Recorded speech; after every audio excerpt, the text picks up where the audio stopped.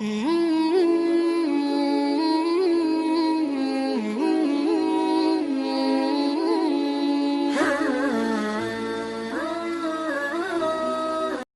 جنوری بھی اللہ کا، محرم بھی اللہ کا. یہ تعصب کی بات ہے کہ وہ کافروں کا سال ہے، یہ ہمارا سال ہے. وہ جنوری سورج کے گرد گھومتا ہے، محرم چاند کے گرد گھومتا ہے.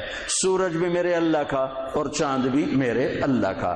الشمس والقمر دائبین، اللہ نے سورج چاند کو گھمایا. ایک کیلنڈر سورج کے ساتھ جوڑ دیا، ایک کیلنڈر چاند کے ساتھ جوڑ دیا. ہمیں چاند والا کیلنڈر دیا اور اوروں کو، باقی تمام دنیا کو اللہ تعالیٰ نے سورج والا کیلنڈر دیا. اس کی حکمت مجھے سمجھ میں آئی جب میں آج سے 5 سال پہلے ناروے دنیا کے آخری کنارے پر پہنچا، جس کو اینڈ آف دا ورلڈ کہتے ہیں، اور شمال میں وہ دنیا کا آخری کنارہ ہے، زمین کا آخری. اس کے اوپر جا کر پھر نارتھ کیپ بن جاتا ہے. جب میں وہاں پہنچا، اس علاقے میں سورج کا کیلنڈر فیل ہو جاتا ہے. 2 مہینے سورج نہیں نکلتا اور 2 مہینے سورج نہیں ڈوبتا. تو سورج کا کیلنڈر ناروے سے 2 گھنٹے کی فلائٹ پر جا کر فیل ہو جاتا ہے. آٹوا آخری شہر ہے اور پھر وہاں سے 6 گھنٹے کا سفر ہے جہاں اللہ نے مجھے پہنچایا اور میں نے وہ دنیا کا آخری کنارہ دیکھا. اللہ کی مخلوق بہت دیکھی، پر 2 مخلوق کو دیکھ کر جو میرے اوپر اللہ کے خالق ہونے کی ہیبت طاری ہوئی وہ میں کبھی نہیں بھلا سکتا. شاید ہزاروں کتابیں پڑھ کر بھی میں اللہ کے خالق ہونے کی ہیبت کا احساس نہ کر سکتا جیسا میں نے 2 اللہ کی مخلوق کو دیکھ کر میرے اوپر ہیبت طاری ہوئی کہ کتنا بڑا خالق. بلا وہو الخلاق العلیم، کتنا بڑا خالق. ایک ہمالیہ پہاڑ کو دیکھا، اس کی چوٹی ننگی تھی، سارا سلسلہ ننگا تھا. کئی 100 میل کا پہاڑی سلسلہ سال میں 15-20 دن کے لیے کھلا ہوتا ہے، ورنہ سارا سال بادلوں میں ڈھکا ہوتا ہے. تو ہماری فلائٹ جا رہی تھی کھٹمنڈو سے ڈھاکا، تو کیپٹن نے اعلان کیا کہ آج کے مسافر بڑے خوش قسمت ہیں کہ آج ہمالیہ اپنے پورے سلسلے کے ساتھ بالکل کھلا ہے. آپ دیکھ سکتے ہیں یہ سال میں 10-15 دن ہی کھلا ہوتا ہے، باقی بادلوں میں ڈھکا ہوتا ہے. جب میں ادھر بیٹھا تھا، جب اعلان سنا میں اس طرف گیا تو دیکھتے میں ایسے ہوا کہ میں نے اللہ کی ہیبت کا نظارہ جو وہاں دیکھا. ہزاروں کتابیں پڑھنے والا عالم مفسر وہ نہیں میں احساس کر سکتا، نہیں کر سکتا. میری آنکھیں پھٹ گئی اور میرے منہ سے بے ساختہ نکلا اللہ اکبر.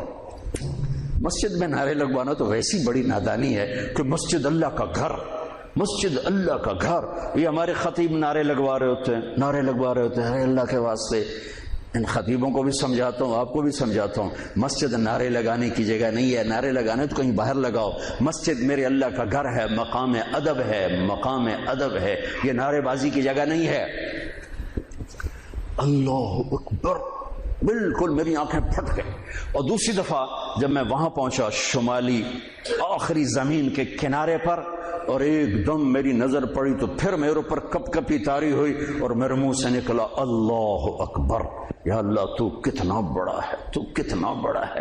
وہاں جا کر مجھے پتا چلا کہ اللہ نے ہمیں چاند کا کیلنڈر کیوں دیا کہ وہاں سے لے کر اوپر تک سارے علاقے میں سورج کا کیلنڈر کہیں 2 مہینے کے لیے فیل ہو جاتا ہے، کہیں 4 مہینے کے لیے فیل ہو جاتا ہے، نہ نکلتا ہے جی، اور اگلے 4 مہینے میں ڈوبتا نہیں. تو اب رات ہے یا دن ہے کچھ پتہ نہیں، لیکن چاند وہاں پورے نظام کے ساتھ نکلتا بھی ہے، گھٹتا بھی ہے، بڑھتا بھی ہے، ڈوبتا بھی ہے. جب میں وہاں پہنچا مجھے نماز پڑھنی تھی. دن ہے کہ رات ہے؟ ویسے تو گھڑی موجود تھی پتہ ہے، لیکن جب آسمان کو دیکھا تو کچھ پتہ نہیں. چاند کو چمکتے دیکھا تو مجھے پتہ چلا کہ رات ہے، رات ہے. تو وہاں مجھے یہ بات سمجھ میں آئی کہ میرے نبی تو سارے عالم کے نبی ہیں، صرف بر صغیر کے نہیں، عرب کے نہیں، عجم کے نہیں، دنیا کے آخری کنارے میں اگر کوئی رہتا ہے تو میرے نبی کی نبوت کے سائے میں ہے، مانے یا نہ مانے. اگر اسے میرے نبی کی شریعت پہ چلنا ہے، نماز پڑھنی ہے، روزہ رکھنا ہے تو چاند موجود ہے. چاند کو دیکھو، حساب لگاؤ. چاند موجود ہے تو رات ہے، چاند موجود نہیں تو دن ہے. چاہے اندھیرا ہو چاہے اجالا ہو، چاند کو دیکھتے جاؤ، ٹائم بناتے جاؤ، حساب سے چلتے جاؤ. وہاں جا کے مجھے پتا چلا کہ میرے رب نے اپنے حبیب کو چاند کا کیلنڈر کیوں دیا. ہمارا سال محرم سے شروع ہوتا ہے اور ایک بہت بڑے واقعے کے ساتھ وہ آ کر ہمارے دل دماغ پہ چوٹ مارتا ہے کہ زندگی اسی کی قیمتی ہے جو اللہ کو راضی کرتے ہوئے دو پہ لگا دے. وہ جانوروں سے بھی بدتر ہیں جو پیسے پر اپنے ایمان کو دو پہ لگاتے ہیں, جو چند ٹکوں پر اپنے ضمیر کے سودے کر دیتے ہیں, جو چند کوڑیوں پر اپنی غیرت کو سلا دیتے ہیں, جو تھوڑی دیر کی لذت کے پیچھے حیا کی قبا چاک کر دیتے ہیں, جو تھوڑی دیر کے مزوں کے پیچھے انسانیت کا لباس اتار کر درندے بن جاتے ہیں, بھیڑیے بن جاتے ہیں, ہوسناک بن جاتے ہیں. ان کے دیکھنے میں وائٹ کالر ہوتے ہیں, بڑے اجلے کپڑے ہوتے ہیں, لیکن میرے رب کی نظر میں وہ اس لباس میں انسان نہیں ہوتے, کچھ اور ہوتے ہیں, کچھ اور ہوتے ہیں, کچھ اور ہوتے ہیں جو اللہ کے نام پہ لٹ جاتے ہیں, پٹ جاتے ہیں, بک جاتے ہیں. وہی میرے رب کی نظر میں محبوب بھی ہوتے ہیں, مقرب بھی ہوتے ہیں, پیارے بھی ہوتے ہیں, پسندیدہ بھی ہوتے ہیں. ہر سال محرم آ کر یہ صدا لگاتا ہے.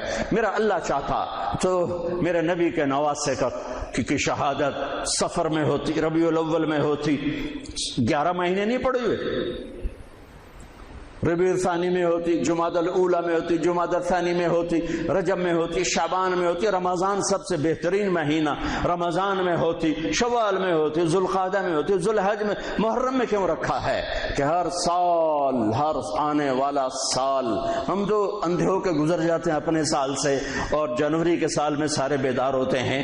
ٹھیک ہے, وہ بھی میرے اللہ کا بنایا ہوا ہے, یہ بھی میرے اللہ کا بنایا ہوا ہے, لیکن اس نے اس امت کی جھولی میں محرم کو ڈالا اور باقیوں کی جھولی میں جنوری کو ڈالا.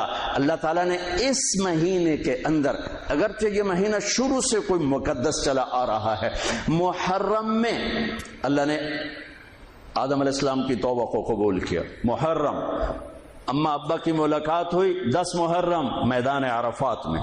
دوسرا بڑا واقعہ 10 محرم نوح علیہ السلام کی کشتی جودی پہاڑ پہ جا کر ٹکی. اس کے بعد تیسرا بڑا واقعہ 10 محرم موسیٰ علیہ السلام نے سمندر پار کیا اور فرعون ڈوبا. چوتھا بڑا واقعہ 10 محرم یونس علیہ السلام مچھلی کے پیٹ سے باہر نکالے گئے اور اللہ تعالیٰ نے ان کی حفاظت فرمائی. ایک پوری فہرست ہے, میں نے آپ کو 3-4 سنا دیے. اور پھر اس سب پر چھا گیا میرے نبی کے نواسے اور پورے خاندان کی شہادت.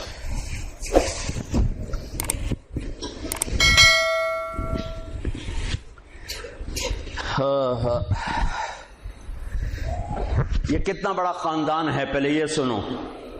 میرے نبی نے فرمایا اللہ نے ساری کائنات کو دیکھا, پھر ان سب میں سے عربوں کو چھانٹ کے الگ کیا, پھر سارے عربوں کو دیکھا, اس میں سے مضر کو چھانٹ کے الگ کیا, پھر سارے مضر کو دیکھا, اس میں سے قریش کو چھانٹ کے الگ کیا, پھر سارے قریش کو دیکھا, اس میں سے ہاشم کو چھانٹ کے الگ کیا, پھر ساری ہاشم کی نسل کو دیکھا, اس میں سے میرے اللہ نے میرا انتخاب کیا.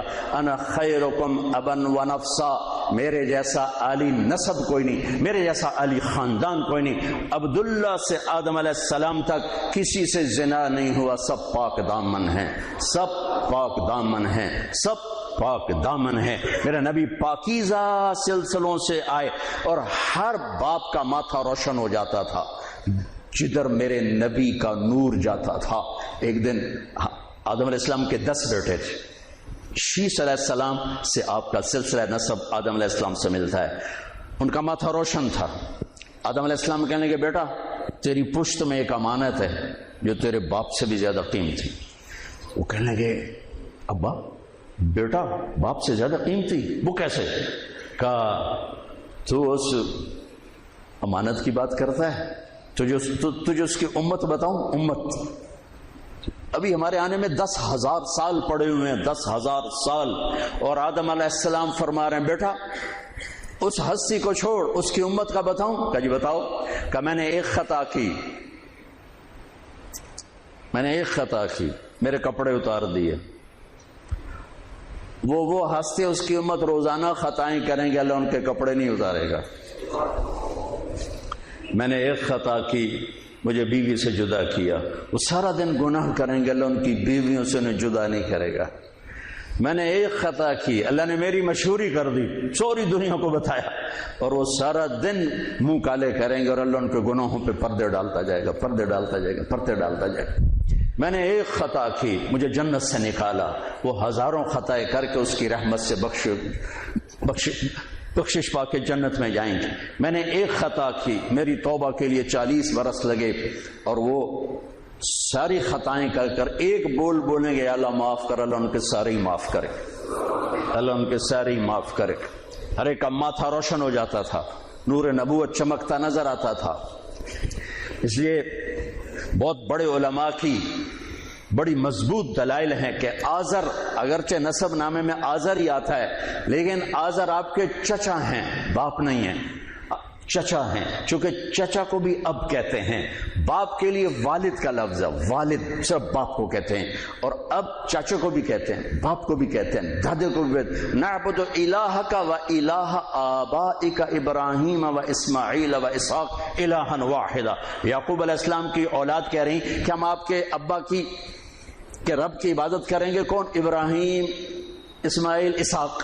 ابراہیم دادا، اسماعیل چاچا، اسحاق والد۔ وکان ابوہما صالحا، وہ میں نے دیوار سیدھی کر دی کہ ان کا باپ نیک آدمی تھا، 7ویں پشت کا دادا، اس کے لیے اب کا لفظ استعمال ہو رہا ہے، اب کا لفظ استعمال ہو رہا ہے۔ اور ابراہیم علیہ السلام بیت اللہ بنانے کے بعد دعا مانگ رہے ربنا اغفر لی ولوالدی۔ ان کے باپ اگر کفر پہ مرے ہوتے تو ابراہیم علیہ السلام یہاں یہ دعا نہیں مانگ سکتے تھے کہ اللہ مجھے معاف کر، میرے والدین کو معاف کر، ربنا اغفر لی ولوالدی۔